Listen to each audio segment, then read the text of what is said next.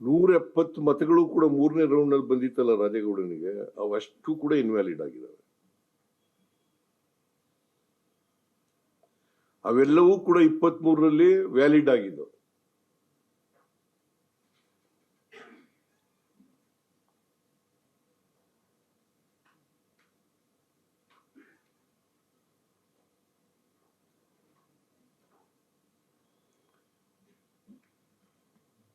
ನಮ್ ಕಡೆ ಒಂದು ಗಾದೆ ಇದೆ, ಈ ಹಣ್ಣು ತಿಂದವನ್ ತಪ್ಪಿಸ್ಕೊಂಡ, ಸಿಪ್ಪೆ ತಿಂದವನ್ ಸಿಕ್ಕಾಕೊಂಡ ಅಂತ ಒಂದು ಗಾದೆ ಇದೆ ಅಲ್ವೇನಮ್ಮ? ಮೈಸೂರಿನಲ್ಲಿ. ಆಮೇಲೆ ಈ ಕೋತಿ ಬಾಯಿಗೆ ಎಲ್ಲ ತಿಂದ್ಬಿಟ್ಟು ಆಮೇಲೆ ಮೇಕೆ ಬಾಯಿ ಹೊರಸೋದು. ಹಾಗೆ ಇವರು ಬಿಜೆಪಿಯವರು ಮಾಡಿರ್ತಕ್ಕಂಥ ಕೆಲಸ ಇದಲ್ದೇನೆ. ಇದನ್ನ ಡಿಫೆಂಡ್ ಮಾಡ್ಕೊಂಡಿರೋರು ಜೋಶಿ ಅವರು, ಕೇಂದ್ರದ ಮಂತ್ರಿ. ಆಮೇಲೆ ಇನ್ನೊಬ್ರು ಹೆಣ್ಮಗಳೇ, ಹೆಸರು ಶೋಭಾ ಕರಂದ್ಲಾಜೆ, ಆಮೇಲೆ ಅಶೋಕ.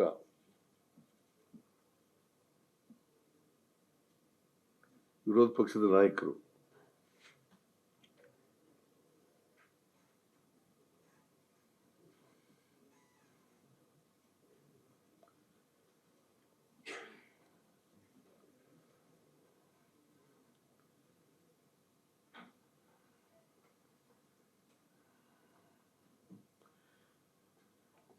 ನಮ್ಮ ಪಾರ್ಟಿಯಿಂದ ಸುಧೀರ್ ಕುಮಾರ್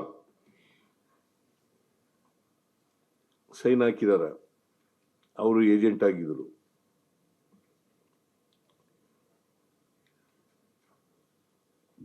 ಬಿಜೆಪಿಯ ಏಜೆಂಟ್. ಆಮೇಲೆ JDS ನ ಸುಧಾಕರ್ ಶೆಟ್ಟಿ ಅಂತ ಅವರು ಕ್ಯಾಂಡಿಡೇಟ್ ಆಗಿದ್ದವರು. JDS ನ ಕ್ಯಾಂಡಿಡೇಟ್ ಪರವಾಗಿ ಏಜೆಂಟು.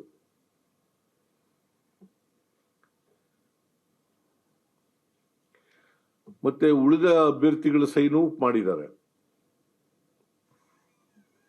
ಈಗ ಎಲ್ಲರೂ ಸೈನ್ ಮಾಡಿರ್ತಕ್ಕಂಥ ದಾಖಲಾತಿ ಇದೆ 23ರಲ್ಲಿ. ಆಗ ಅಬ್ಜೆಕ್ಷನ್ ರೈಸ್ ಮಾಡಬಹುದಾಗಿತ್ತಲ್ಲ ಬಿಜೆಪಿ ಏಜೆಂಟು ಅಥವಾ ಬೇರೆ JDS ಏಜೆಂಟು ಅಥವಾ ಇಂಡಿಪೆಂಡೆನ್ಸ್ ಏಜೆಂಟ್ಗಳು. ಅವಾಗ ಯಾರು ಮಾಡಲಿಲ್ಲ.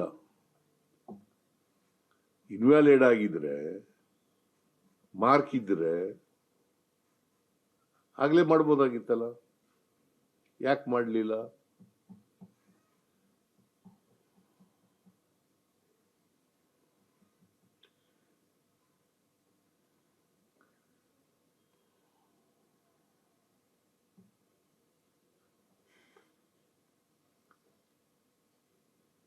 ಅದರಿಂದ ಸಬ್ಸಿಕ್ವೆಂಟ್ ಆಗಿ ಮರು ಎಣಿಕೆಯಲ್ಲಿ ಇನ್ವ್ಯಾಲಿಡ್ ಅಂತ ಮಾಡಿರ್ತಕ್ಕಂಥದ್ದು, ಅದು ಅವತ್ತೇ ಕೌಂಟಿಂಗ್ ದಿನನೇ ಬಿಜೆಪಿಯವರು ಅವರ ಸಬಾರ್ಡಿನೇಟ್ ಕೈಲಿ ಕೊಟ್ಟು ಕಳಿಸ್ತಾರಲ್ಲ ಟ್ರಕ್ಕು, ಆಗ್ಲೇನೆ ತಿದ್ದತಕ್ಕಂಥ ಕೆಲಸವನ್ನ ಮಾಡಿದ್ದಾರೆ.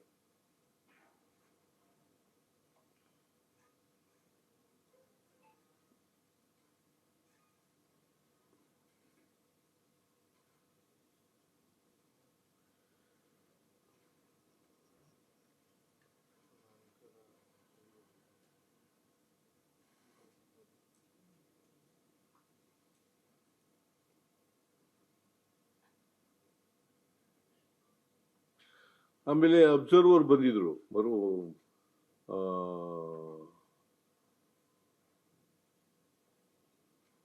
ಈ ಮರು ಎಣಿಕೆ ಮಾಡಿದ್ರಲ್ಲ, ಆಗ ಅಬ್ಸರ್ವರ್, ಸೆಂಟ್ರಲ್ ಅಬ್ಸರ್ವರ್ ಇತ್ತು.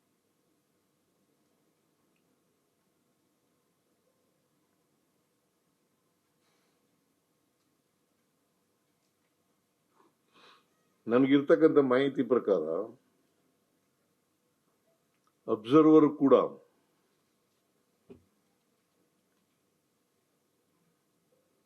ಇದನ್ನು ನೋಡಿದ್ರೆ ಗಂಭೀರ ಸ್ವರೂಪದ ಕ್ರಿಮಿನಲ್ ಸಂಚು ನಡೆದಿರುವ ಸಾಧ್ಯತೆ ಕಂಡು ಬರುತ್ತದೆ ಎಂದು ಚುನಾವಣಾ ಆಯೋಗಕ್ಕೆ ವರದಿ ಕಳಿಸಿದ್ದಾರೆ ಎಂದು ತಿಳಿದು ಬಂದಿದೆ.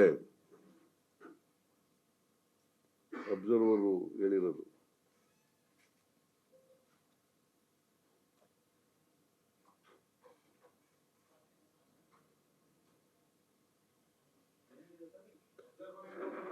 ಅಬ್ಸರ್ವರು ಅವ್ರಿಗೆ ಲೆಟರ್ ಬರೆದಿದ್ದಾರೆ. ಚುನಾವಣಾ ಈ ರಿಟರ್ನಿಂಗ್ ಆಫೀಸರ್ ಇದ್ದಾರಲ್ಲ, ಇವರು ಯಾರು ಕೌಂಟ್ ಮಾಡಿದ್ರಲ್ಲ,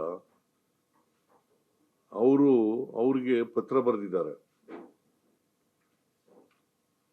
ಅಂತ ನನಗೆ ಇರೋ ಇನ್ಫಾರ್ಮೇಶನ್.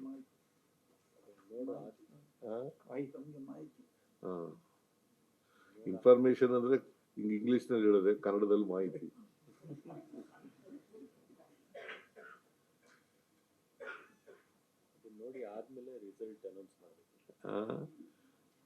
ಅಟ್ಲೀಸ್ಟ್ ಏನ್ ಮಾಡಬೇಕಾಗಿತ್ತು ಅಂತಂದ್ರೆ ರಿಟರ್ನಿಂಗ್ ಆಫೀಸರು ಕೋರ್ಟ್ಗೆ ಮಾಡಬೇಕಾಗಿತ್ತು. ಇದು ಮಾರ್ಕ್ ಇರುವಾಗ ಕೋರ್ಟ್ಗೆ ಪ್ರೊಡ್ಯೂಸ್ ಮಾಡಬೇಕಾಗಿತ್ತು. Let the court decides and give the direction ಅಂತ ಮಾಡಬೇಕಾಗಿತ್ತು.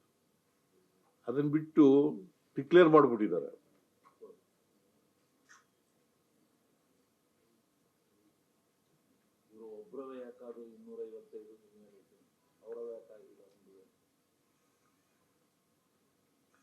ಅದು ಒಂದು ಬರೀ ರಾಜೇಗೌಡನ ಮಾತ್ರ ಇನ್ವ್ಯಾಲಿಡ್ ಆಗಿರೋದು, ಅವರ ವಾಕ್ ಆಗಿಲ್ಲ. ಅವರ ಯಾವುದೋ ಒಂದು ಮತಪತ್ರನೂ ಕೂಡ ಇನ್ವ್ಯಾಲಿಡ್ ಆಗಿಲ್ಲ.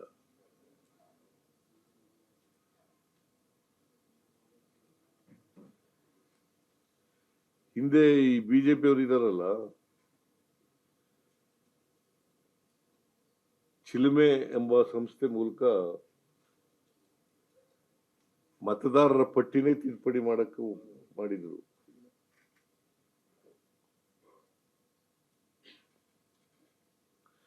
ಆನಂದದಲ್ಲಿ ನೈಜ ಮತದಾರರನ್ನೇ ಬಿಟ್ಬಿಟ್ಟಿದ್ರು.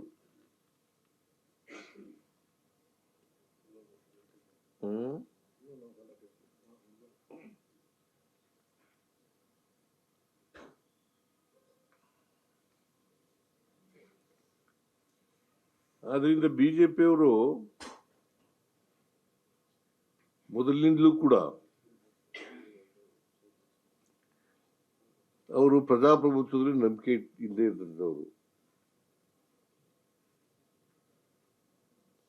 ಸಂವಿಧಾನದಲ್ಲಿ ನಂಬಿಕೆ ಇಟ್ಕೊಳ್ಳದೆ ಇರ್ತಕ್ಕಂಥವ್ರು.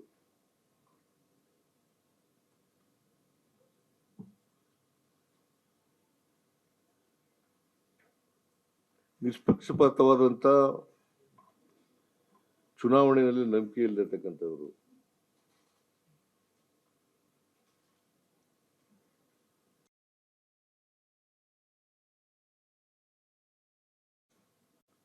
ಅವರು ಇಂಥ ಅಪರಾಧಗಳನ್ನು ಮಾಡಲಿಕ್ಕೆ ಹಿಂದೆ ಮುಂದೆ ನೋಡಲ್ಲ.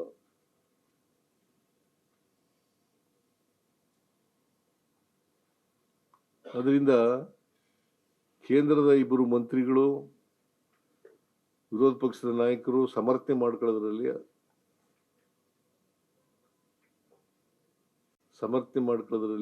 ಅರ್ಥ ಇಲ್ಲ.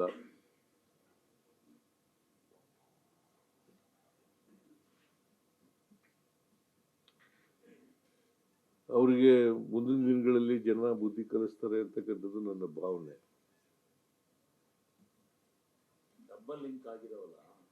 ಆಮೇಲೆ ಒಂದು ಇಂಕ್ನಲ್ಲಿ ಬದಲಾವಣೆಗಳಿದಾವೆ. ಇಂಕ್ನಲ್ಲಿ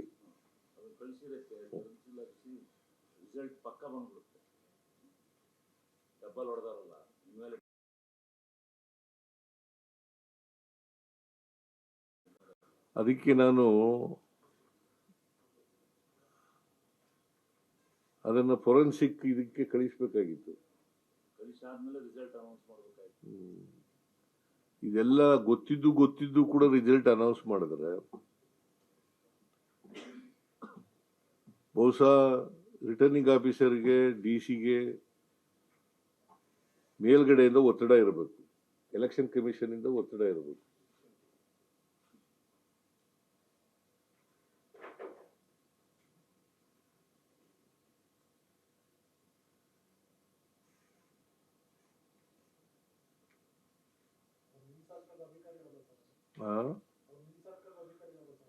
ಇಲ್ಲ, ನಮ್ಮ ಸರ್ಕಾರದ ಅಧಿಕಾರಿಗಳು ಯಾರೇ ಅಲ್ಲಿ ತಪ್ಪು ಮಾಡಿದವರು ಶಿಕ್ಷೆ ಆಗ್ಬೇಕ್ರಿ.